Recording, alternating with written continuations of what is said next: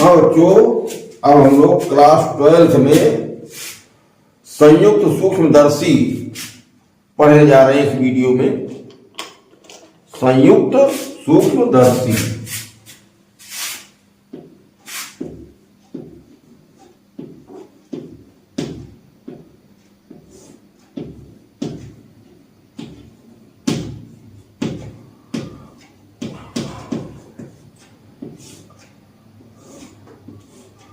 Compound microscope.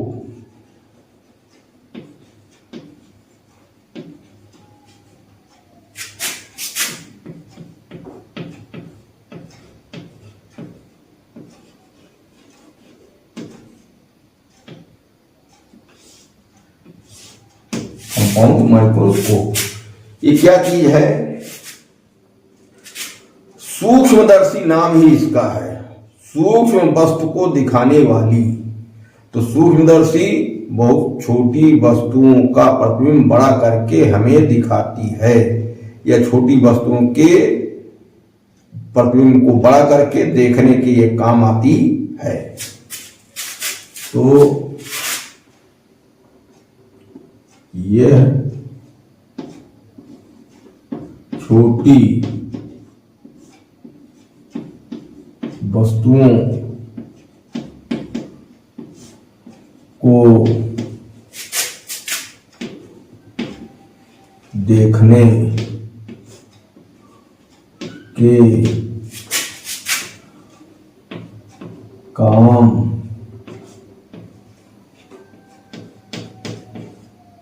आती है। Short में देखिए हम लिखवा रहे हैं, तुम्हारा मेन जो काम है वो फिगर बनाना है। फिगर के हिसाब से पॉइंट लिख देना है। फिगर अगर सही बना है तो नंबर पूरा पाओगे, लिखने में चाहे कुछ कमी ही रह जाएगी। तो ज्यादा जोर फिगर पर देना है कि फिगर सही बने। फिगर में हर पार्ट को समझो, कौन क्या कहाँ है उसका कारण समझो, तो इससे संबंधित सभी उत्तर दे ले जाओ और बढ़िया फिगर बना दोगे। फिगर देख के तुम्हें पूरा नंबर मिल जाएगा। तो सूक्ष्म वस्तुओं को छोटी हमने लिखा है, यहां सूक्ष्म लिख सकते हो। सूक्ष्म वस्तुओं को देखने के काम आती है। अब जो है क्या है इसकी रचना। इसकी रचना में क्या होगा, इसकी रचना जैसे पढ़े हो, क्या कहते हैं, दूरदर्शी, एकदम मिलती जुलती वैसी ही रचना है। केवल लेंसों की अदला बदली हो गई है। दूरदर्शी में ये L1 अदृश्यक लेंस बड़ी फोकस दूरी वाला था, बड़े द्वारक वाला था। देखो जब फोकस दूरी ज्यादा होगी तो द्वारक भी बड़ा होगा। और नेत्रिका लेंस E वो छोटी फोकस दूरी का था। लेकिन सूक्ष्मदर्शी में क्या हुआ है, उसी का जस्ट उल्टा, अदृश्यक लेंस छोटी फोकस दूरी का रखा गया और नेत्रिका लेंस बड़ी फोकस दूरी का रखा गया। ठीक। दूसरी बात, दोनों दो नलियों के सिरे पर लगे होते हैं और दोनों नलियां आपस में अंदर में सरकाई जा सकती हैं दंड चक्र द्वारा, जिससे दोनों लेंसों के बीच की फोकस दूरी को बदला जा सके। दोनों लेंसों के बीच की दूरी कितनी रखनी है, यह एक नली दूसरी नली में खिसका करके दूरी तय कर दी जाती है। तो रचना,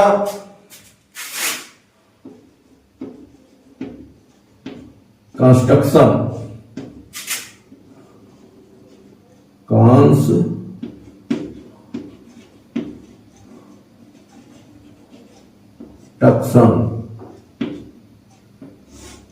रचना क्या है, दो नलियों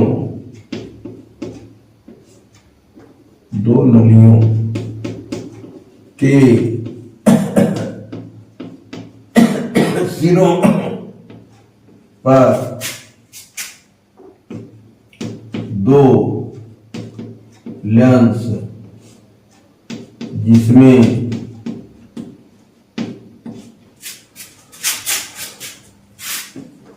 एक अधिक फोकस दूरी का अभिदृश्यक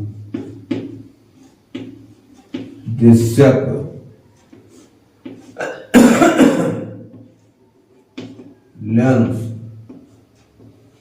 व दूसरा कम फोकस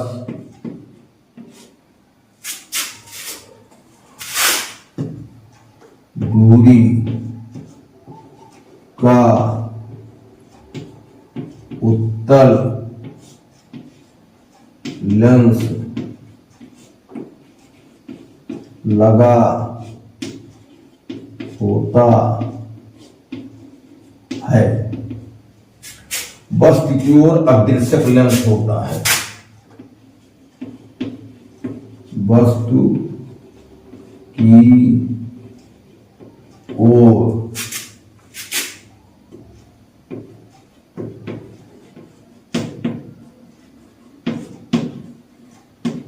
अदृश्यक लेंस L1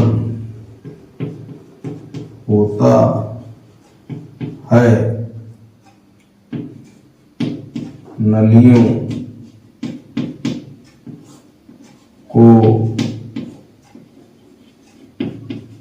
आपस में खिसकाकर लेंसों के बीच की दूरी को बदल लिया जाता है। ठीक, ये जो है इतनी सामान्य रूप से रचना है। रचना के बाद क्या? समायोजन।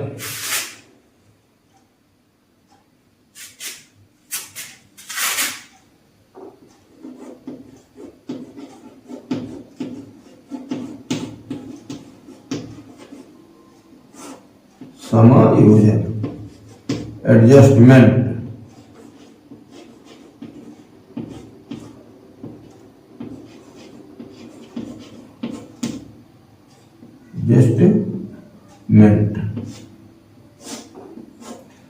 एडजस्टमेंट में कोई ज्यादा काम नहीं है। एडजस्टमेंट में सर्वप्रथम नेत्रिका को आगे भी इस प्रकार समायोजित करते हैं कि क्रॉस तार दिखाई देने लगे। नेत्रिका L2 या नेत्रिका को ऐसा खिसकाते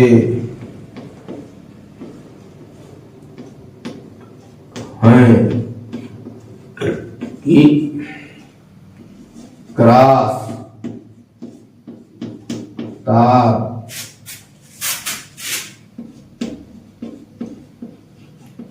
दिखाई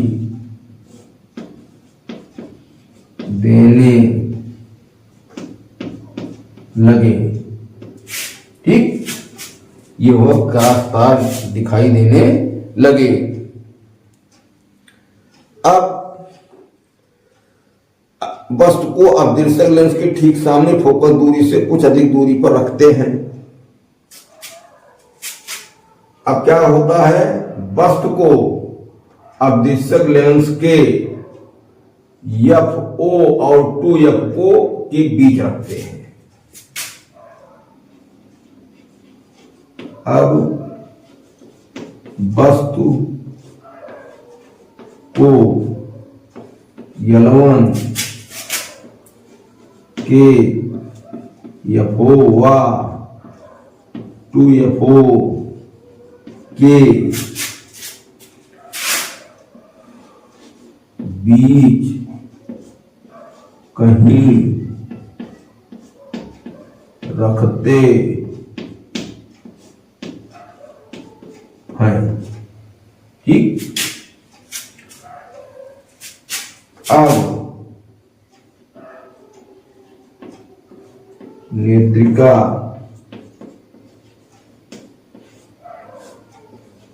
को खिसकाकर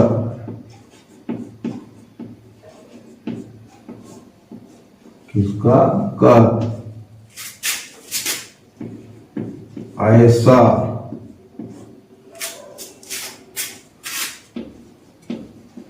रखते हैं कि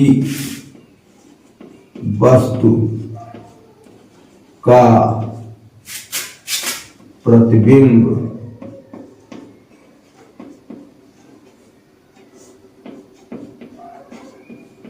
दिखाई दे तथा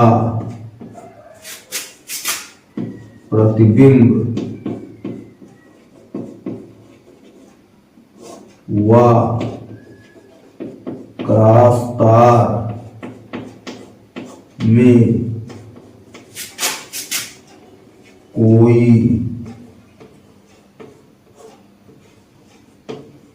लंबन ना हो। अभी देखो एक बार हम बताएंगे सब, ठीक है। अभी लिख दे रहे थे मुख्य पॉइंट को, इतना हो ही जाए समायोजन। रचना में दो नलियों के सिरों पर दो लेंस, वास्तव में दोनों उत्तल लेंस, लेकिन चित्र में तो बना ही है, उत्तल लिख दीजिएगा भाई, नहीं तो चित्र में सही बना है, ठीक है।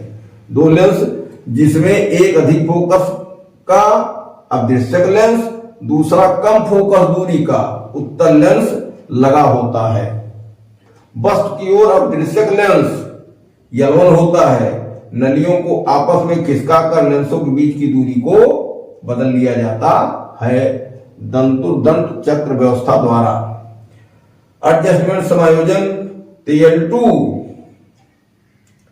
या नेत्रिका को ऐसा खिसकाते हैं, अब लेंसों को खिसका कर नलियों के द्वारा सटक करते हैं, ऐसा खिसकाते हैं कि क्रॉस तार दिखाई देने लगे। अक्ष पर क्रॉस तार होता है और वो नेत्रिका द्वारा दिखाई देने लगे, उसका प्रतिबिंब हमको दिखाई दे। अब वस्तु को L1 के यफो व 2FO के बीच कहीं रखते हैं, ये कहीं नहीं बताया जाता है। यफो के बाहर और 2FO के अंदर जब रखते हैं तब ये प्रतिबिंब पहला वाला A1 B1 ये 2F के बाहर बड़ा उल्टा बनता है, बड़ा उल्टा वास्तविक बनता है। तो यफो और 2F के बीच कहीं रखते हैं। अब नेत्रिका को खिसका कर ऐसा रखते हैं, फिर नेत्रिका को कुछ खिसकाएंगे इधर उधर, प्रतिबिंब दिखाई देने लगे वस्तु का, प्रतिबिंब और क्रॉस तार के बीच में कोई लंबन ना हो। लंबन माने कि दोनों के प्रतिबिंब एक ही स्थान पर बने, एक ही स्थान पर दोनों के प्रतिबिंब बने। इससे देखने में क्या होती है आसानी, क्रॉस तार यहां लगा होता है अक्ष पर, प्रतिबिंब यहां बना तो क्रॉस तार के नीचे ही प्रतिबिंब बना। ये हो गया समायोजन। अब इसका स्क्रीनशॉट ले लो।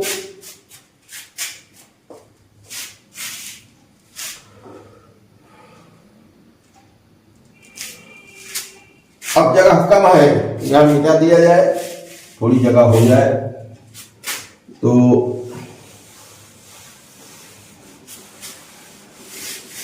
प्रतिबिंब का बनना।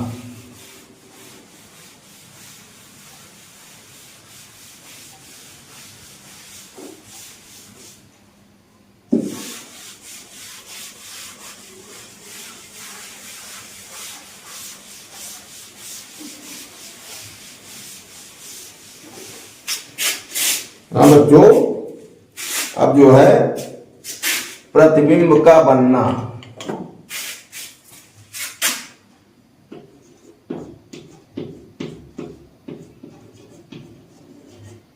प्रतिबिंब का बनना। ठीक, प्रतिबिंब का बनना सीधे सीधे यही समझो, वस्तु का अभिदृश्यक लेंस द्वारा पहला प्रतिबिंब यफिकी के अंदर A1 B1 बनता है, वास्तविक और उल्टा बड़ा, वास्तविक उल्टा बड़ा, बड़ा हो गया। ठीक, इसके बाद क्या हुआ, नेत्रिका लेंस के लिए यह A1 B1 जो प्रतिबिंब बना है ये वस्तु जैसा व्यवहार करता है। लेंस इसको वस्तु जैसा मान लेती है कि यही वस्तु है, भले प्रतिबिंब है लेकिन हूबहू वस्तु की तरह बना है। यह लेंस प्रतिबिंब को वस्तु मान लेती है, अर्थात ए बी यहां से समझो यहां आ गई है। अब चूंकि यह भी के अंदर है इसलिए इस उत्तल लेंस द्वारा प्रतिबिंब बनने की जो स्थिति लास्ट वाली होती है, पढ़ाया गया है, छठवीं स्थिति में होती है और जिधर वस्तु है उधर सीधा आभासी बड़ा प्रतिबिंब बनता है यहां A2 B2।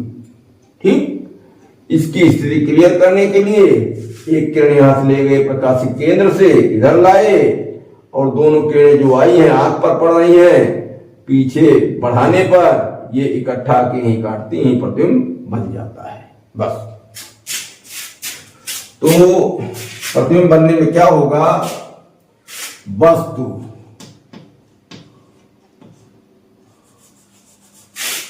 तो फिर इससे लिखा जाए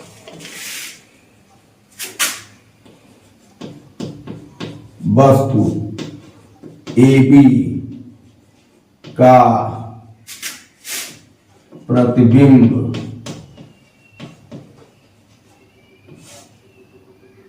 टू FO के बाहर तथा यफी के अंदर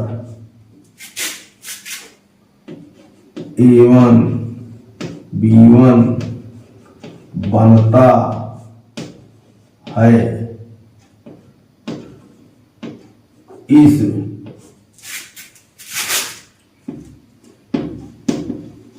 स्थिति में A1 B1 का पुनः प्रतिबिंब L2 नेत्रिका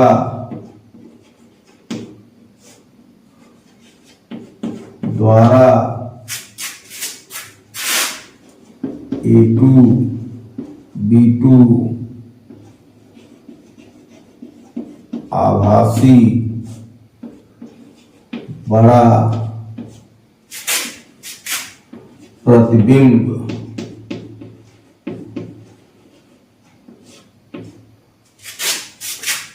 कैपिटल T पर बनता है। बस इतना ही तुम्हें समझो। एक प्रतिबिंब बनने की स्थिति हो गई। अब नीचे मिटा दिया जाए, जगह हो जाए।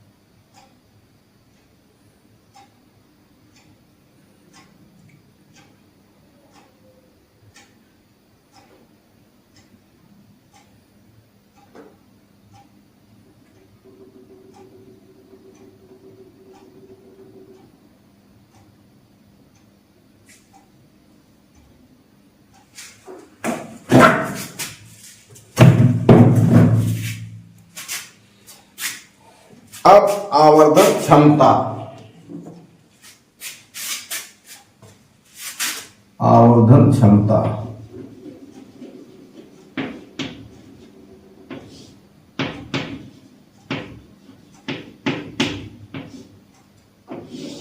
आवर्धन क्षमता, इसकी आवर्धन क्षमता क्या है?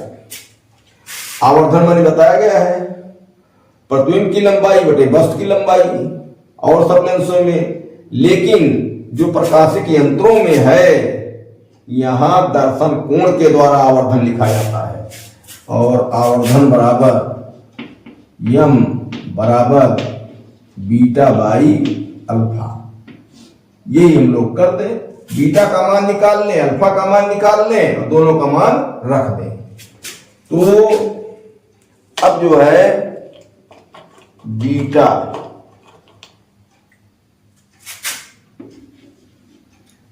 बराबर, देखिए यहां है बीटा कोण, यहां है, ठीक। अंतिम प्रतिबिंब द्वारा बना कोण वही बीटा होता है। तो समकोण त्रिभुज में क्या हुआ, कोण ये बीटा है तो ये लंब हुआ और ये आधार हुआ, तो A1 B1 बटे क्या हुआ A1 E, A1 B1 बटे A1 E, समीकरण 1, ठीक। अल्फा बराबर, अल्फा होता क्या है, सीधे आंख द्वारा प्रतिबिंब पर आंख द्वारा वस्तु द्वारा बनाया गया दर्शन कोण, सीधे डायरेक्ट जिसको कह सकते हो वस्तु द्वारा आंख पर बनाया गया दर्शन कोण, कोई लेंसों के बीच में ना लगे, सूक्ष्मदर्शी ना लगे। कहने मतलब कि कोई वस्तु है बिना सूक्ष्मदर्शी के हम सीधे उसको आंख से देख रहे हैं, चाहे देख पा रहे हैं चाहे नहीं देख पा रहे हैं, तो वो सीधे सीधे जो दर्शन कोण डायरेक्ट बना देती है वस्तु, वही दर्शन कोण होता है। तो यहां क्या हुआ, दर्शन कोण यहां है, ये पिछले चित्रों में ही समझाया गया था, दर्शन कोण वस्तु की ओर होता है। तो दर्शन कोण के लिए ये समकोण त्रिभुज ले लो, क्या हुआ, ये वस्तु AB है, यहां AB नहीं लिखा गया भाई, AB है, कोण ये अल्फा है, लंब बटे आधार, तो आधार क्या माना जाएगा, वस्तु है, आधार इसका D माना जाएगा। अब यहां हम केवल थोड़ा समझने के लिए, मदद के लिए लिए अल्फा कोण यहां, बाकी अल्फा कोण तब बनता है जब सूक्ष्मदर्शी नहीं होती है। तो सीधे आंख पर बनाया AB ने, AB तो लेना है, और कितनी दूरी पर बनाया, D दूरी पर, कैपिटल D दूरी पर। तो अल्फा बराबर हो जाएगा AB बटे कैपिटल D, सीधे वस्तु द्वारा आंख पर दर्शन कोण, ठीक। अब क्या हुआ, इसलिए यम बराबर बीटा बाई अल्फा से, बाई अल्फा से, तो यम बराबर क्या हुआ, A1 B1 बटे A1 E गुणे कैपिटल D बटे AB, यहां होगी। अब ध्यान दो, यही खेल है, A1 B1 ये, इसके इधर भी त्रिभुज है और इधर भी त्रिभुज है।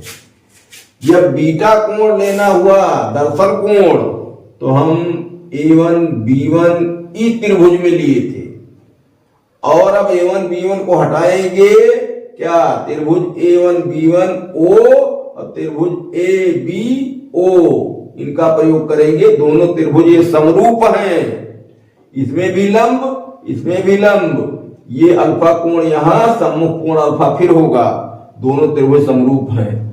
तो A1 B1 ना लेकर के अब इसको हम ले ले दूरी। एक बात इसमें समझो, यम बराबर क्या लाना है, माइनस बीओ बटे यूओ इंटू डी बटे एफ ई या यूई, यूई। ठीक, इसको देखते रहो, वास्तव में जो डेरिवेशन करना होता है उसको लिख लेना चाहिए। तो अब क्या हुआ, A1 B1 की तरफ BO पड़ रहा है माइनस BO बटे, यहां क्या हो रहा है, AB के नीचे AB के लिए UO पड़ रहा है माइनस UO, और अब गुणा D भी माइनस हुआ बटे क्या AB, तो AB क्या हुआ, फोकस दूरी, और किसकी फोकस दूरी, एफई, एफई या यूई, यूई कहेंगे हम, तो प्लस बी है भाई, ये प्लस बी और ये माइनस यूई। अब ये क्या हुआ, यम बराबर 3 माइनस है, 1 माइनस बचा, बीओ बटे यूओ इंटू डी बटे यूई। वास्तव में यहां जो है यहीं से दो पार्ट कर दो, ये पहले लेंस का आवर्धन है और ये दूसरे लेंस का आवर्धन है। जब दो लेंसों द्वारा आवर्धन होता है तो दोनों के आवर्धनों का गुणा कर दिया जाता है। तो इसमें अब ये तुम्हारा क्या, ये तो बरकरार है पहले लेंस का आवर्धन, दूसरे में कुछ परिवर्तन हो सकता है। तो दूसरे में परिवर्तन क्या होगा, अब दो स्थितियां रहेंगी, यदि अंतिम प्रतिबिंब अनंत पर बनता है, यदि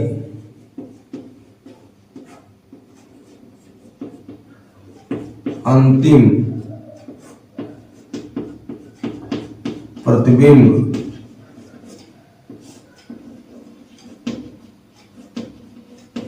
अनंत पर, पहला, तो इसमें कोई परिवर्तन नहीं होगा, ये वैसे रहेगा।